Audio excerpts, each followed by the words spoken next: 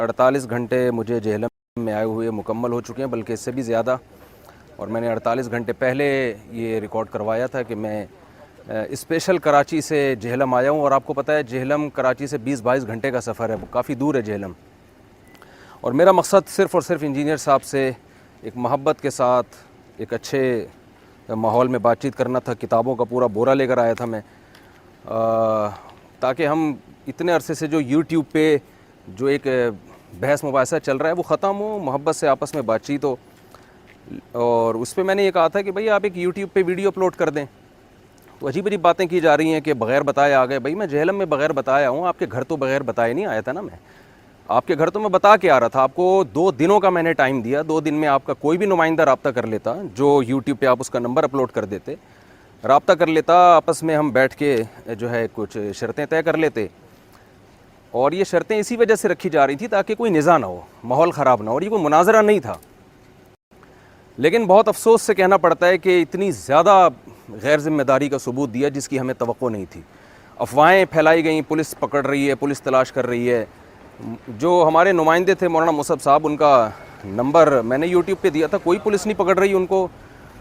ابھی بھی ان کا نمبر میرا خیال ہے کھلا ہوا ہوگا، ساری دنیا رابطہ کر رہی ہے ان سے. میں نے اپنے نمبر جو بند کیا اس کی وجہ تھی کہ سینکڑوں کالیں میرے پاس آنا شروع ہو گئی تھیں. تو ان کا نمبر دینے کا مقصد یہ تھا کہ تاکہ مجھ سے لوگ براہ راست رابطہ نہ کریں. 2 منٹ لگنے تھے انجینئر صاحب کو ایک یوٹیوب پہ ایک اچھا سا محبت بھرا پیغام اپلوڈ کر دیتے. ٹھیک ہے جی، موسٹ ویلکم مفتی صاحب، آپ تشریف لائیے، ہم تیار ہیں آپ سے بات کرنے کے لیے. اور نمائندہ کا نمبر دیا ہم، ٹھیک ہے ہم ان سے رابطہ کر رہے ہیں اور ٹائم اور وقت طے کر لیں گے. اور ہم نے آپ کو یہ تو نہیں کہا تھا کہ کل ہی آپ بات چیت شروع کر دیں. آپ کے پاس ٹائم تھا، آپ 1 ہفتے کے بعد بات کر لیتے، آپ اتوار کو رکھ لیتے. لیکن جو ہوا دنیا کے سامنے آپ کا تکبر اللہ نے خاک میں ملا دیا ہے. اور یہ اللہ کی عادت ہے.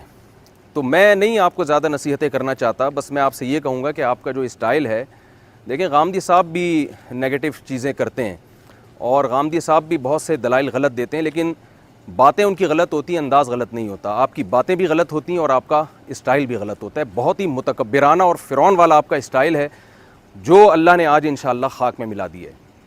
تو اب آپ یہ دعوے کہ میں بابی اور میں علمی اور میں کتابی اور میں بابوں کو نہیں مانتا، اور یہ ہر وقت جو نیگیٹیوٹی آپ پھیلا رہے ہیں، میں امید کرتا ہوں شاید وہ آپ اب چھوڑ دیں.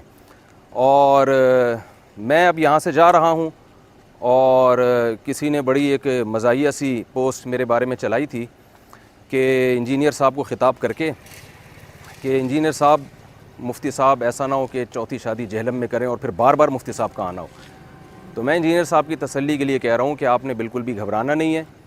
میں اب دوبارہ اگر جہلم آؤں گا تو آپ بالکل اس غم میں نہ رہیں کہ میں آپ سے بات چیت کے لیے یا بحث کے لیے آؤں گا. میرے یہاں اصلاحی بیان ہوں گے، اس کے لیے آؤں گا. بہت سارے دوست ہیں جنہوں نے ملنے کی خواہش ظاہر کی ہے، تو اس سلسلے میں آؤں گا. تو یہ جو پروپیگنڈا ہے یہ آپ چھوڑ دیں. حضرت معاویہ رضی اللہ تعالیٰ عنہ سے محبت ہمارے ایمان کا حصہ ہے. تمام صحابہ سے محبت. آپ نے جو صحابہ کرام کے خلاف ایک پروپیگنڈا کیا ہوا ہے اور المہند المفند کے بارے میں جو پروپیگنڈا کیا ہوا ہے، ان سب پہ بات ہوتی ہے. اور آپ نے بڑی عقلمندی کا مظاہرہ کیا اپنے آپ کے خیال کے مطابق کہ آپ بیٹھے نہیں، کیونکہ آپ کو پتہ تھا کہ جو ذلت آپ کی اس وقت ہوئی ہے، اگر آپ بیٹھ جاتے تو اس سے زیادہ آپ نے رسوا ہونا تھا. تو مجھے آپ کی کوئی رسوائی سے خوشی نہیں ہو رہی ہے، لیکن یہ رسوائی دنیا کی ہے. اگر آپ نے توبہ نہیں کی تو آخرت کی رسوائی اس سے بڑھ کر ہے. اللہ تعالیٰ ہمارے دل میں صحابہ کرام، جن میں حضرت معاویہ رضی اللہ تعالیٰ عنہ اور حضرت ابو سفیان رضی اللہ تعالیٰ عنہ، جن کے خلاف آپ پروپیگنڈا کرتے رہتے ہیں، اللہ تعالیٰ ان صحابہ سے، ہمیں تمام اہل بیت سے، تمام صحابہ سے اور ان صحابہ سے بھی اللہ ہمیں محبت نصیب کرے. اور انہی الفاظ کے ساتھ میں اپنی بات کو ختم کرتا ہوں. وما علینا الا البلاغ.